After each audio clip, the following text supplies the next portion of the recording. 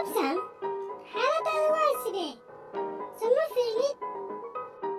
وام حد بدغاو واحد شكتا دخترك وبايدو وجوغا سوريغا وانك عمي سمسم وحاضر بعد هيسيان كو عاويو يشي قرحي حدوني إنا قولي تقو وصح باك سياسوك هذا شكتا هذا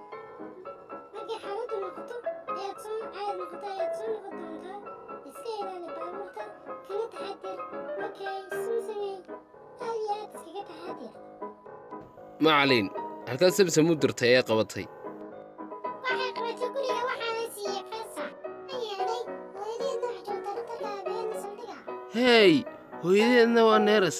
aabbaheedna waa taliye maxaad u fasaxday inan maaha samsam kaadi kaa samsam kuma maqlaayo soo noqo fasax waa ka fasax